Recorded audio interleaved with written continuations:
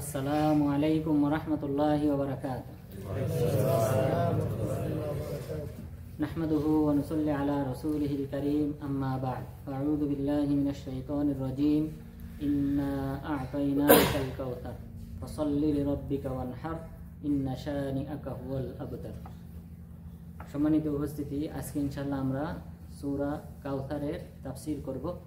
তো মহান রব্বুল আলামিন এই সূরার শুরুতে বলেছেন, ইন্না আ'তাইনাকাল কাউসার, নিশ্চয়ই আমি আপনাকে কাউসার দান করেছি। তো এখানে যে কাউসার শব্দ উল্লেখ আছে, এটার আলোকেই আল্লাহ তাআলা এই সূরার নামকরণ করেছেন কাউসার হিসেবে, এবং এটা মক্কায় অবতীর্ণ হয়েছে। এই সূরাটি মক্কায় অবতীর্ণ হয়েছে। এটা ছোট একটা সূরা, কিন্তু ছোট সূরা হলেও এখানে আল্লাহ তাআলা রাসূল সাল্লাল্লাহু আলাইহি ওয়াসাল্লামকে বিশাল একটা শুভ সংবাদ দান করেছেন। এই শুভ সংবাদটা হলো যে কাউসার। কাউসার বলা হয় যে জান্নাতের একটা ঝর্ণাধারা, যেটা শুধুমাত্র রাসূল সাল্লাল্লাহু আলাইহি ওয়াসাল্লাম এবং তার পরিবারের জন্য দেওয়া হয়েছে। যে এই কাউসার থেকে কে পান করবে? আমাদের নবী এবং তার পরিবারের সদস্যবৃন্দ। তাহলে এটা তার জন্য খাস, এটা উম্মতের জন্য না। এটা আমাদের একটা ভুল ধারণা আছে মানুষের মাঝে, যে কাউসার মানে হাউস। না, হাউস এক জিনিস, কাউসার আরেক জিনিস। হাউসটা হবে উম্মতের জন্য, কিন্তু এই কাউসারটা হবে শুধুমাত্র আমাদের নবী এবং তার পরিবারের সদস্যদের জন্য। এটা হলো কাউসার। তো আল্লাহ তাআলা এই আয়াতে বিশাল একটা শুভ সংবাদ দিয়েছেন আমাদের নবীকে, যে ইন্না আ'তাইনাকাল কাউসার, আমি আপনাকে কাউসার প্রদান করেছি। তো এখানে এই সূরাটা অবতীর্ণ হওয়ার পিছনে একটা ঘটনা রয়েছে। সেটা হলো, মক্কার কুরাইশরা যখন দেখলো যে রাসূল সাল্লাল্লাহু আলাইহি ওয়াসাল্লামের ছেলে সন্তান যারা ছিল, কাসেম, এরপরে আব্দুল্লাহ, তাহের, এরপর ইব্রাহিম, তারা তিনজন যখন মারা গেল, তখন মক্কার কুরাইশরা বলল যে এই ব্যক্তির এই যে দাওয়াতি কাজ চলতেছে, ইসলামের এক কালিমার দিকে, এক আল্লাহর উপাসনার দিকে যে আহ্বান করতেছে, দাওয়াতি কাজ করতেছে, এই দাওয়াতি কাজ অচিরেই থেমে যাবে।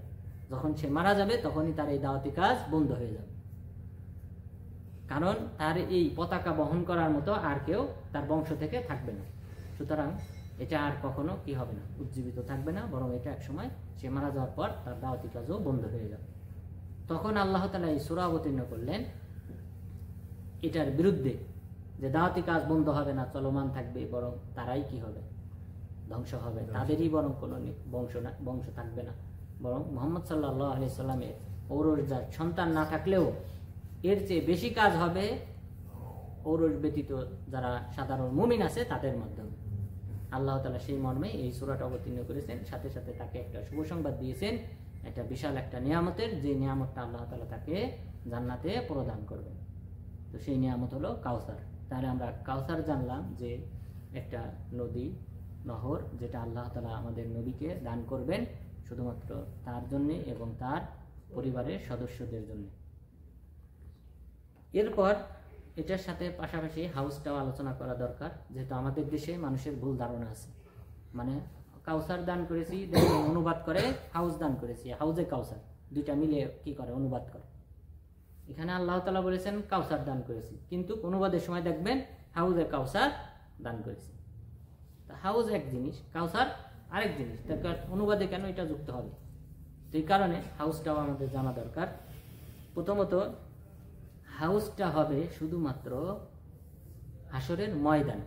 হাউস যেটা হবে, যে হাউস দেওয়া হবে যেখান থেকে উম্মতের লোকজন পানি পান করবে, এই হাউসটা হবে হাসরের ময়দানে, কিন্তু কাউসারটা থাকবে জান্নাতে।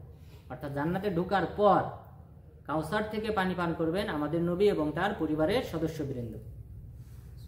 আর হাউসটা হবে হাসরের ময়দানে, যেখানে মানুষ তৃষ্ণার্ত থাকবে, ঘর্মাক্ত থাকবে, এবং এই উত্তপ্ত গরমের মাঝে মানুষ এখানে বসবাস করবে। তো এই সময়ে যতক্ষণ পর্যন্ত না বিচার আচার হয়, জান্নাত জাহান্নামের ফয়সালা হয়, ততক্ষণ পর্যন্ত মুমিনরা এই হাউস থেকে পানি পান করবে। তাহলে এটা হলো হাসরের ময়দানের জন্য খাস বিশেষভাবে দেওয়া হবে। আর এটা দেওয়া হবে শুধুমাত্র রাসূল সাল্লাল্লাহু আলাইহি ওয়াসাল্লাম এবং তার পরিবারের সদস্য না, বরং সকল উম্মতের জন্য, তার পরিবার সহ সকল উম্মতের জন্য হাউজ দান করা হবে। এখান থেকে সবাই পানি পান করবে। আর হাউজের আলোচনাটা এটাই একমাত্র পরকালীন একটা বিষয় যেটা কোরআনে উল্লেখ হয় না। হাউজ এই শব্দটা পবিত্র কোরআনে কোথাও উল্লেখ হয় নাই, কিন্তু কাউসারটা পবিত্র কোরআনে উল্লেখ হয়েছে। এরপর এই হাউজ সম্পর্কে যে হাদিস বর্ণিত হয়েছে, এই হাদিস সম্পর্কে হাফেজ ইবনে হাজার আল আসকালানী রাহিমাহুল্লাহ তিনি 50 জন সাহাবী থেকে এই হাউজের বর্ণনার হাদিস বর্ণনা করেছেন। আর এই বর্তমান আধুনিক যুগের অনেক আলেম যারা প্রায় 80 জন সাহাবী থেকে তার এই হাউজ সম্পর্কে বর্ণিত হাদিসগুলো জমা করেছেন, অর্থাৎ প্রায় 80 জন সাহাবী বর্ণনা করেছেন এই হাউজ সম্পর্কে হাদিস। এরপর সেই সকল হাদিসের মধ্যে একটি হলো ইন্নী ফুরাতুকুম আলাল হাউজ, আমি হলাম তোমাদের অগ্রগামী হাউজে, অর্থাৎ আমি হাউজে আগে পৌঁছাবো সবার চেয়ে। এরপর ওয়ারদুহু মা বাইনা আইলা ইলাল জুহফা, আর এটার প্রশস্ততা হবে, দূরত্ব হবে আইলা থেকে জুহফা পর্যন্ত।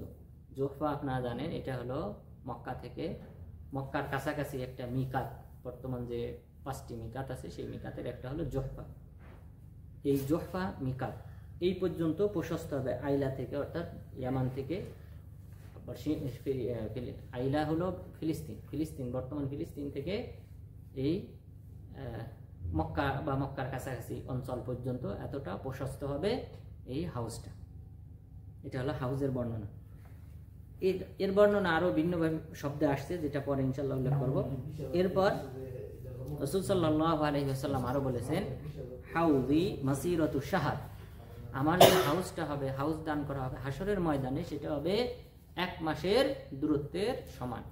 অর্থাৎ 1 মাস দূরত্ব যতটুকু দূরত্ব অতিক্রম করা যায়, এত বিশাল বড় হবে হাউস। এখান থেকে এই উম্মতের লোকজন পানি পান করবে। মা উহু আবিয়াদ মিনাল লাবান, এর পানি হবে দুধের চেয়ে বেশি সাদা। ওয়া রিহুহু আতিয়াব মিনাল মিস্ক, আর এর সুগন্ধি হবে মিশকে আম্বরের চেয়ে বেশি। এরপরে বললেন ওয়া কিজানুহু কানুজুমিস সামা, আর এর পাত্র সংখ্যা হবে, পানপাত্র সংখ্যা হবে আসমানের যত নক্ষত্র আছে এই নক্ষত্র রাজির সমান। তাহলে বিশাল এই সংখ্যা পানপাত্র থাকবে, সেখান থেকে এই উম্মতের লোকজন পানি পান করবে। পানিটা হবে মিশকে আম্বরের মতো সুঘ্রাণ বিশিষ্ট এবং সেই সাথে দুধের চেয়ে বেশি সাদা। অর্থাৎ এটা একটা ধারণা দেওয়া হয়েছে আমাদেরকে, কারণ দুধের সাদা, দুনিয়াবি দুধ যতটুকু সাদা এর চেয়ে বহুগুণ বেশি সাদা হবে, কিন্তু বোঝার জন্যে তাকরিবি মানা, অর্থাৎ নিকটবর্তী একটা অর্থ আমাদেরকে, যেহেতু আমরা এর চেয়ে বেশি সাদা সাধারণত কিছু দেখি না, তো সেই হিসেবে আমাদেরকে একটা ধারণা দেওয়া হয়েছে। তা না হলে এই নামগুলি হয়তো দুনিয়াতে রয়েছে, কিন্তু পরকালে হবে এগুলি আরো বেশি সুন্দর। এরপরে বললেন মান শারিবা মিনহা ফালা ইয়াজমা আবাদা, যদি কেউ একবার পান করে তাহলে সে আর কখনো তৃষ্ণার্ত হবে না। তাহলে এটা বিশেষ একটা ফজিলত যে হাসরের ময়দানে এই উম্মতের লোকজন যখন তৃষ্ণার্ত হবে তাদেরকে এই পানি পান করতে দেওয়া হবে। যখন সে পান করবে এরপর থেকে আর কখনোই তৃষ্ণা অনুভব করবে না। তাহলে এই বিচার আচার হওয়া পর্যন্ত, জান্নাতে যাওয়া পর্যন্ত একবার পান করলেই সেই ব্যক্তি আর কখনো তৃষ্ণার্ত হবে না। এটা বিশাল একটা নিয়ামত এই উম্মতের জন্য। এরপর এই ব্যাপারে আপনারা একটু আগে জানলেন যে প্রায় 80 জনের মতো সাহাবী হাদিস বর্ণনা করেছেন হাউস সম্পর্কে, কিন্তু দুঃখের বিষয় হলো এরপরও খাওয়ারেজ এবং মুতাজিলা এই দুটি দল এই হাউস কাউসার এগুলি কি করে? অস্বীকার করে। বরং পরকালীন জীবনকে তারা, পরকালীন জীবনের এই যে হাউস কাউসার, তারপর আর আল্লাহর আরশের নিচে ছায়া প্রদান ইত্যাদি বিষয়গুলিকে তারা অস্বীকার করে। তো সুতরাং আমাদের দেশে দেখবেন অনেকে আছে কবরের আযাব এগুলা কিন্তু অস্বীকার করে, কবরের নিয়ামত এগুলো অস্বীকার করে, জানাজা সালাত আদায় করা অস্বীকার করে যে এই সালাত আদায় করে কোনো উপকার হবে না।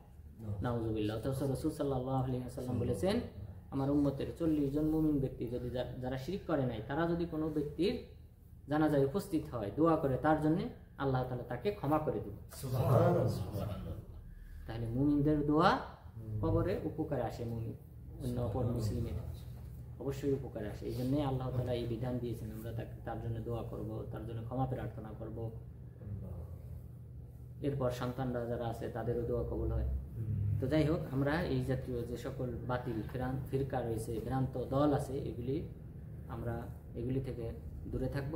এবং এই জাতীয় যারা বক্তব্য দেবে বুঝবেন যে এই ব্যক্তি ওই সকল এই খাওয়ারেজ, মুতাজিলা, এগুলো তো ইসলামের প্রায় প্রথম যুগেই খাওয়ারেজ তৈরি হয়েছে 37 হিজরিতে, এরপর মুতাজিলা তৈরি হয়েছে 110 হিজরির পরে। তো তার মানে প্রাথমিক যুগেই কি হয়ে গেছে, এদের উৎপত্তি হয়েছে। তাহলে এখন যদি কেউ এই জাতীয় কথা বলে আমরা বুঝবো যে তারা ওই সকল ব্যক্তিদের উত্তরসূরি। সুতরাং আমরা এই জাতীয় আকীদা থেকে দূরে থাকবো। আল্লাহ এবং আল্লাহ রাসূলের যে বাণী যখন আমরা জানবো, আমাদের দায়িত্ব হলো আমান্না, আমরা ঈমান আনলাম, ওয়াসাল্লাম না, এবং মেনে নিলাম। এটাই মুমিনের দায়িত্ব, এর বেশি কিছু না। কারণ এটা আল্লাহ তাআলা জিবরিল আলাইহিস সালামের মাধ্যমে আমাদের নবীকে জানিয়েছেন, তারপর তিনি আমাদেরকে জানিয়েছেন। সুতরাং এখানে মিথ্যা হওয়ার কোনো সম্ভাবনা নেই। সুতরাং এগুলি আমরা, এই ফিরকা বাতিলাদেরকে আমরা এড়িয়ে চলব। এরপর আমাদের এটা ঈমান রাখতে হবে যে হাউজে কাউসার এটা হলো সৃষ্টি করা রয়েছে, এখনো প্রস্তুত, এটা প্রস্তুত করা রয়েছে। এমন না যে তো পরবর্তীতে হাসরের ময়দানে আল্লাহ সৃষ্টি করবেন, না, এটা প্রস্তুত করা রয়েছে। হাউসটা এটা সৃষ্টি করা রয়েছে, কেননা রাসূল সাল্লাল্লাহু আলাইহি ওয়াসাল্লাম বলেছেন, ওয়া ইন্নী ওয়াল্লাহি লা আনজুরু ইলা হাউদিল আন, আল্লাহর শপথ, আমি এই হাউসটাকে আমি এখন দেখতেছি। সুবহানাল্লাহ। রাসূল সাল্লাল্লাহু আলাইহি ওয়াসাল্লাম এই দুনিয়াতে থেকে তিনি দেখতেছিলেন, আল্লাহ তাআলা তাকে দেখার তৌফিক দিয়েছিলেন, তিনি দেখতেছিলেন জান্নাতের হাউসটা।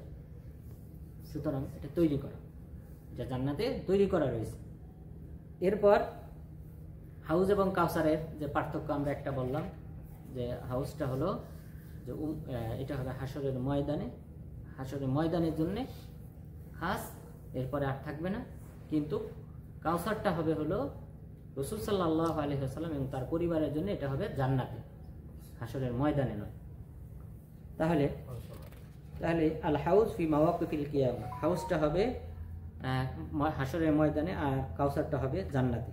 কেননা রাসূল সাল্লাল্লাহু আলাইহি ওয়াসাল্লাম বলেছেন, বাইনামা আনা আসিরু ফিল জান্নাহ ইদা আনা বিনাহার, যে আমি জান্নাতে, অর্থাৎ মেরাজের রাত্রিতে রাসূল সাল্লাল্লাহু আলাইহি ওয়াসাল্লামকে জান্নাত জাহান্নাম সবকিছু দেখানো হয়েছে। তিনি বলতেছেন, আমি যখন জান্নাতে চলতেছিলাম, চলার সময় দেখলাম একটা নহর, হা ফাতাহু কুবাবুদ্দুর, মণিমুক্তার মুজাওয়া, মণিমুক্তার ছাদ দিয়ে এটাকে মোড়ানো, ঢাকা রয়েছে মণিমুক্তা দিয়ে, এটা গম্বুজ আকারে এটাকে ঢেকে রাখা রয়েছে। তখন আমি বললাম, মা হাদা ইয়া জিবরিল, হে জিবরিল, এটা কি? তখন তিনি বললেন, হাদাল কাউসার আল্লাযী আতাকা রাব্বুক, যে এটা হলো কাউসার, যে কাউসারটা আল্লাহ তাআলা আপনাকে দিয়েছেন। বা ইদা তিনহু মিসকু আজফার, এরপরে আমি দেখলাম যে এটার যে এটার মাটিটা আমি দেখলাম যে মিশকে আম্বরের, তার মানে এখানে মিশকে আম্বরের মতো ঘ্রাণ বা এর চেয়ে বেশি ঘ্রাণ বের হবে এই কাউসার থেকে। তাহলে এখানে রাসূল সাল্লাল্লাহু আলাইহি ওয়াসাল্লাম বললেন, আমি জান্নাতে চলতেছিলাম, চলার সময় কাউসার দেখলাম। তাহলে কাউসারটা হবে জান্নাতে, হাসরের ময়দানে না। তাহলে এই পার্থক্যটা আমরা জানলাম।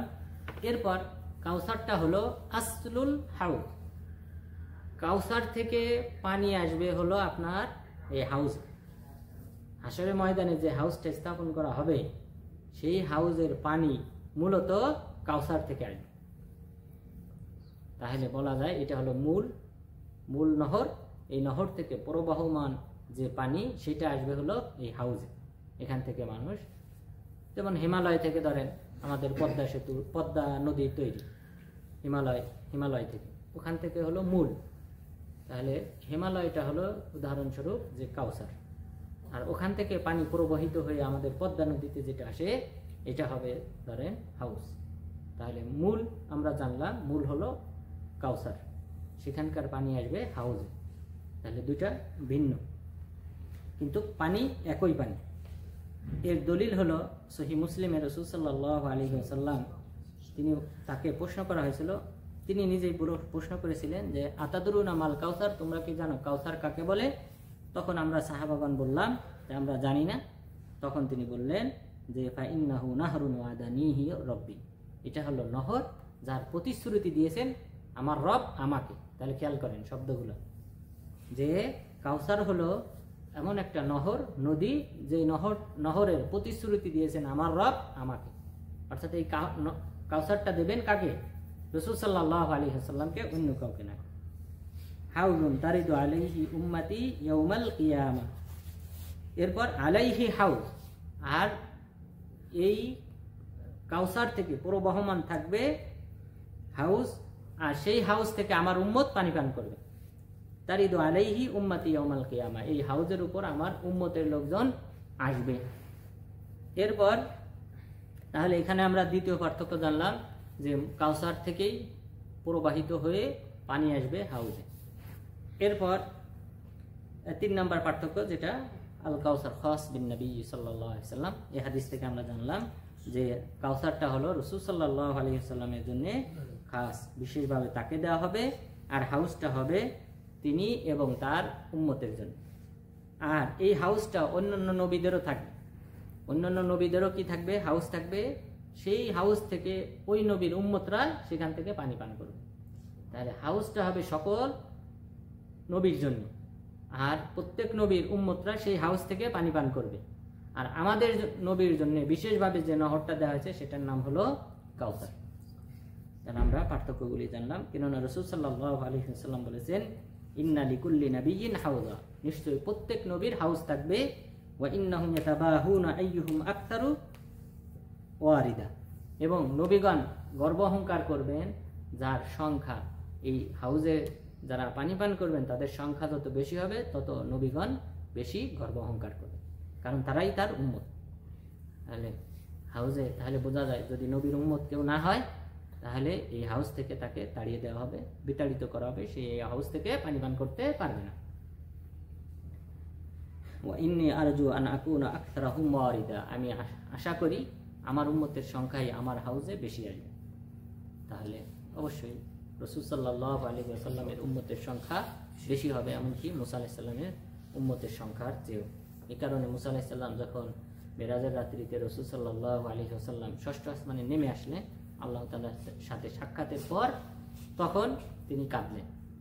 তখন কারণ জিজ্ঞাসা করা হলো, তখন তিনি বললেন যে আমার এক ভাই, যেই ভাইয়ের উম্মতের সংখ্যা বেশি হবে এটা দেখে আমি কাঁদতেছি। অর্থাৎ মুসা আলাইহিস সালামের আগ্রহ ছিল, আশা ছিল যে আমার উম্মতের সংখ্যা কি হবে, বেশি হবে। উনি দাওয়াতি কাজের ক্ষেত্রেও উনি দেখেন ওনার এটাই আগ্রহ ছিল যে তাকে যেন অন্যরা অনুসরণ করে, তার উম্মতের সংখ্যা যেন বাড়ে, এটার প্রতি তিনি খুব আগ্রহী ছিলেন। তো ওনার আশা ছিল যে তার উম্মতের সংখ্যাই বেশি হবে, কিন্তু বাস্তবে তা নয়, বরং মুহাম্মদ সাল্লাল্লাহু আলাইহি ওয়াসাল্লামের উম্মতের সংখ্যা বেশি হবে। এরপর হাউজের যে গুণাগুণ বর্ণিত হয়েছে সেটা হলো যে আমরা আগের রাতে যেটা জানলাম যে দুধের চেয়ে বেশি সাদা, এরপরে আবরাদ মিনাত তালজ, বরফের চেয়ে বেশি ঠান্ডা, রিহু আতিয়াব মিনাল মিস্ক, মিষ্টি আম্বরের চেয়ে বেশি সুঘ্রাণ সহ, এবং তু'মুহু আহলা মিনাল আসাল, মধুর চেয়ে বেশি মিষ্টি হবে তার স্বাদ। তাহলে এই বৈশিষ্ট্যগুলি হাউজের ক্ষেত্রে বর্ণিত হয়েছে। এরপরে বলা হয়েছে আনিয়াতুহু মিনাজ যাহাবি ওয়াল ফিজ্জা, আর এর পাত্র হবে যে স্বর্ণ এবং রূপার, এবং আদাদ হবে আদাদুন নুজুমিস সামা, আসমানের যত নক্ষত্র রাজি আছে তার সমান হবে এর পাত্র সংখ্যা। এরপর বর্ণিত হয়েছে মান শারিবা মিনহু লাম ইয়াযমা, যে একবার পান করবে সে আর কখনোই তৃষ্ণার্ত হবে না। ওয়ালাম ইউসাওয়াদ ওয়াজহাহু আবাদা, এটা বিশেষ একটা ফজিলত, ওই ব্যক্তির চেহারা আর কখনো কালো হবে না। যে ব্যক্তি এই হাউজের পানি পান করবে তার চেহারা আর কালো হবে না। তাহলে যেহেতু জান্নাতীদের চেহারা আপনারা জানেন, কার মতো হবে? কার মতো সুন্দর হবে? কোন নবীর মতো? চেহারা উজ্জ্বল হবে কোন নবীর মতো? ইউসুফ আলাইহিস সালামের মতো। ঠিক আছে। আর রাসূল সাল্লাল্লাহু আলাইহি সাল্লাম ইউসুফ আলাইহিস সালামকে 3 নম্বর আসমানে দেখলেন মেরাজের রাত্রিতে। 3 নম্বর আসমানে দেখে বললেন ওয়াতিয়া শাতরুল হুসন, আল্লাহ তাআলা তাকে অর্ধেক সৌন্দর্যতা দান করেন।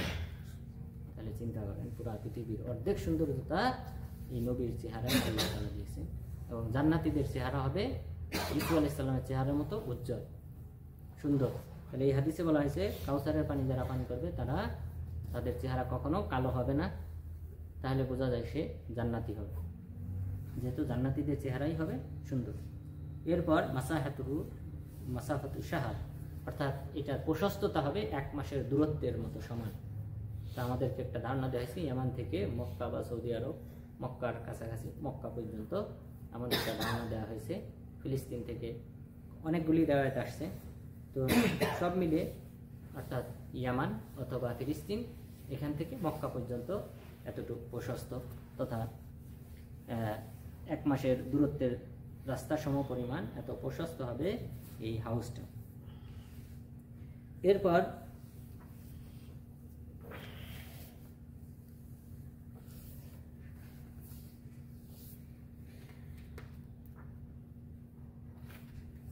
দ্বিতীয় প্রশ্ন হলো যে হাউস থেকে কাদেরকে তাড়িয়ে দেওয়া?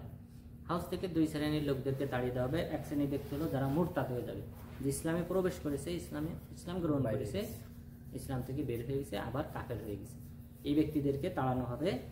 কেননা হাদিসে যখন রাসূল সাল্লাল্লাহু আলাইহি ওয়াসাল্লাম দেখবেন একদল লোকদেরকে বাধা দিচ্ছেন, ফেরেশতাগণ আড়াল হয়ে গেছে, তাদেরকে বাধা দেওয়া হচ্ছে, রাসূল সাল্লাল্লাহু আলাইহি ওয়াসাল্লাম তাদেরকে দেখে বলবেন এরা আমার উম্মত। তখন ফেরেশতাগণ প্রত্যুত্তরে বলবেন ইন্নাহুম ইরতাদ্দু আলা আদবারিহিম, তারা মুরতাদ হয়ে গেছে আপনি চলে আসার পর, অর্থাৎ আপনার মৃত্যুর পর। তাহলে এই হাদিস থেকে স্পষ্ট তিনি গায়েব জানেন না। আমাদের নবী গায়েব জানেন? রাসূল সাল্লাল্লাহু আলাইহি ওয়াসাল্লামের যুগে অনেকেই ইসলাম গ্রহণ করেছিল, কিন্তু উনি মৃত্যুবরণ করার পর মুরতাদ হয়ে গেছে অনেক। তো রাসূল সাল্লাল্লাহু আলাইহি ওয়াসাল্লাম যাদেরকে চিনতেন তিনি দেখে বলবেন এরা তো আমার উম্মত। ফেরেশতা বলবেন ইন্নাহুম ইরতাদ্দু আলা আদবারিহিম, তারা তো পশ্চাৎপসরণ করেছে, অর্থাৎ মুরতাদ হয়ে গেছে। তাহলে রাসূল সাল্লাল্লাহু আলাইহি ওয়াসাল্লাম যদি সব জানেন, এখন হাজে নাজে কবরে বসে সব যদি জানেন, এইটুক জানতেন না যে তারা মুরতাদ হয়ে গেছে? তাহলে এই হাদিস থেকে বোঝা যায় যে নবীগণ, কোন নবী গায়েব জানেন, আল্লাহ তাআলা তাদেরকে যতটুকু অবহিত করেন ততটুকু তারা জানেন। গায়েবী বিষয়, বিভিন্ন বিষয় তারা ভবিষ্যৎবাণী করেছেন যেগুলা ঘটবে। মহিলার সংখ্যা বেড়ে গেছে, ভূমিকম্পের সংখ্যা বাড়তেছে। এরপর বলেছেন যে মদ ইত্যাদির পরিমাণ বেড়ে যাবে, আলেমের সংখ্যা কমে যাবে, মানুষ মূর্খদেরকে তাদের নেতা হিসেবে গ্রহণ করবে। এটা তো সব অধিকাংশ দেশেরই। আলেমরা কোন দেশের নেতৃত্ব দেয়? অধিকাংশ দেশে দেখে সাধারণ মানুষরা কি করে নেতৃত্ব দেয়, কোরআন হাদিসের আলেম যারা তারা সেখানে নাই। তো সুতরাং এই সব ঘটনা তো ঘটতেছে, মানুষ আস্তে আস্তে দিন থেকে দূরে সরতেছে। এই যে ভবিষ্যৎবাণী করেছেন কিয়ামত হবে শুক্রবারে, ভবিষ্যৎবাণী করেছেন, এটা কিভাবে করেছেন? আল্লাহ তাকে অবহিত করেছেন। তো এটা আমরাও এখন জানি। তার মানে কি আপনি এই হাদিস পড়েছি বিদায় আপনি বলবো যে আমিও গায়েব জানি? যে কারণ কি গায়েব জানেন? যে শুক্রবারে কিয়ামত হবে। এটা তো রাসূল সাল্লাল্লাহু আলাইহি ওয়াসাল্লাম জানছেন, তার আগে জিবরিল আলাইহিস সালাম জানছেন, আল্লাহ তাআলা জানিয়েছে। তো এইভাবেই তো জানাজানি হয়েছে। এটা তো গায়েব রইল না, কিন্তু আল্লাহ তাআলা তো সৃষ্টির 50,000 বছর পূর্বে কি করে রেখেছে, কখন কি হবে লিখে রেখেছে। তার মানে মূলত গায়েব কার কাছে? আল্লাহর কাছে। এরপরে নবীগণ যখন যে এসেছে সেই সময় তাকে যতটুকু জানানো দরকার ততটুকু জানিয়েছে। তো সুতরাং নবীগণ গায়েব জানেন না। এরপর দ্বিতীয় যে শ্রেণীর লোকদেরকে হাউস থেকে তাড়িয়ে দেওয়া হবে তারা হলেন বিদআতীগণ, যারা বিদআত সৃষ্টি করে, অর্থাৎ রাসূল সাল্লাল্লাহু আলাইহি ওয়াসাল্লামের সুন্নতকে বাদ দিয়ে নতুন কোনো বিধান, নতুন কোনো ইবাদত ধর্মে প্রচলন ঘটায়, চালু করে, তাদেরকেও তাড়িয়ে দেওয়া হবে। কারণ এখানে হাদিসে বলা হয়েছে লা তাদরি মা আহদাসু বা'দাক, আপনি জানেন না যে তারা কি বিদআত সৃষ্টি করেছিল আপনি চলে আসার পর, আপনি মৃত্যুবরণ করার পর তারা কি বিদআত চালু করেছে এটা আপনি জানেন না। তো সুতরাং বিদআতের কারণেও মানুষকে এই হাউস থেকে তাড়িয়ে দেওয়া হবে। তাহলে আমরা মোটামুটি হাউস এবং কাউসার সম্পর্কে জানলাম যে হাউস এবং কাউসারের মাঝে পার্থক্য রয়েছে এবং সম্পর্ক রয়েছে, যেহেতু কাউসার থেকেই, এই মূল উৎস থেকেই হাউজে পানি আসবে। সুতরাং হাউজের পানি এবং কাউসারের পানি দুইটা একই পানি, কিন্তু কাউসারটা হবে জান্নাতে রাসূল সাল্লাল্লাহু আলাইহি ওয়াসাল্লাম এবং তার পরিবারের সদস্যদের জন্য, আর হাউসটা হবে হাশরের ময়দানে মুমিনদের জন্য। এবং হাউস প্রত্যেক নবীকে দেওয়া হবে, প্রত্যেক নবীর উম্মতগণ সেই হাউস থেকে পানি পান করবে। এরপর দ্বিতীয় যে আয়াত, ফসল্লি লিরব্বিকা ওয়ানহার, আপনি আপনার রবের নামে সালাত আদায় করুন এবং কুরবানি করুন। তাহলে কোনো শিরিকের সংমিশ্রণ ঘটানো যাবে না, ইবাদত করতে হবে একমাত্র আল্লাহ তাআলার সন্তুষ্টির উদ্দেশ্যে। অনেকে বলে যে নামাজ পড়ার দলিল নাই, নামাজ কায়েম করতে বলা হবে, এটা মূর্খতা। এই আয়াতে আল্লাহ কি বললেন? ফাসল্লি, তুমি নামাজ পড়ো। আল্লাহ এখানে বলেন নাই সালাত কায়েম করো। ওয়াকিমুস সালাহ ওয়া আতুজ যাকাত, অন্য আয়াতে আল্লাহ বলেছেন কি করো?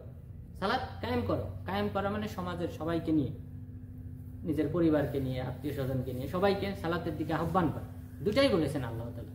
অর্থাৎ সামাজিকভাবেও নামাজ প্রতিষ্ঠা করতে হবে, ব্যক্তিগতভাবে। তা আপনি ব্যক্তিগতভাবে যদি নামাজ প্রতিষ্ঠা না করেন, আপনি কিভাবে সামাজিকভাবে নামাজ প্রতিষ্ঠা করেন? এটা তো আমাদের বিবেকেরও বাহিরের বিষয়। সুতরাং আগে হলো নিজে নামাজ আদায় করতে। আল্লাহ বলেন ফাসল্লি, আপনি আগে নামাজ আদায় করেন রব্বিক, আপনার রবের সন্তুষ্টির উদ্দেশ্যে। এখানে নামাজ যদি কোনো ব্যক্তিকে লোক দেখানোর উদ্দেশ্যে আদায় করে, সালাত কবুল হবে না। তাহলে শিরিক কখনোই মিশ্রিত করা যাবে না কোনো ইবাদতের ক্ষেত্রে। এরপর ওয়ানহার, আপনি আপনার রবের নামে পশু কুরবানি করেন। কুল ইন্না সলাতি ওয়া নুসুকি ওয়া মাহইয়ায়া ওয়া মামাতি লিল্লাহি রাব্বিল আলামিন, হে নবী আপনি বলুন নিশ্চয়ই আমার সালাত, এরপর অনুসুকি আমার পশু কুরবানি, এবং সেই সাথে আমার জীবন মরণ সব বিশ্ব জগতের প্রতিপালক আল্লাহ তাআলার জন্য। তাহলে আমরা যা করি, আমাদের এই জীবন মরণ এগুলি সব আমাদের আল্লাহ তাআলার সন্তুষ্টির উদ্দেশ্যে বিলিয়ে দিতে হবে। অর্থাৎ আল্লাহর রাস্তায় জিহাদ করতে হলে, জীবন বিলিয়ে দিতে হলে তখন জিহাদ করতে হবে, ইসলামকে টিকিয়ে রাখতে হলে জিহাদ করতে হবে। তাহলে সব কিছু হতে হবে একমাত্র আল্লাহর সন্তুষ্টির উদ্দেশ্যে। কোনো লোকের সন্তুষ্টি বা বাহাদুরি প্রকাশ ইত্যাদি মানুষের সন্তুষ্টি অর্জনের জন্য করলে সেটা শিরিকের অন্তর্ভুক্ত হবে।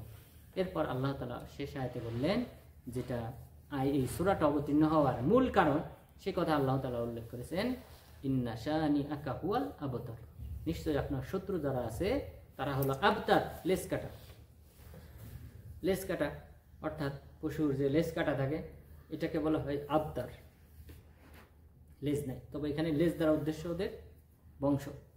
রাসূল সাল্লাল্লাহু আলাইহি সাল্লামের আর বংশ নামা নেই, এটা ছিল তাদের মূল লক্ষ্য উদ্দেশ্য। তারাও রাসূল সাল্লাল্লাহু আলাইহি সাল্লামকে আবতার নামে আখ্যায়িত করেছিল, যে সে তো আবতার, সে তো নির্বংশ, তার আর কোনো সন্তান থাকবে না যারা তার এই দাওয়াতকে আঁকড়ে ধরবে, দাওয়াতকে মানুষের মাঝে প্রচার করবে, এমন কেউ থাকবে না।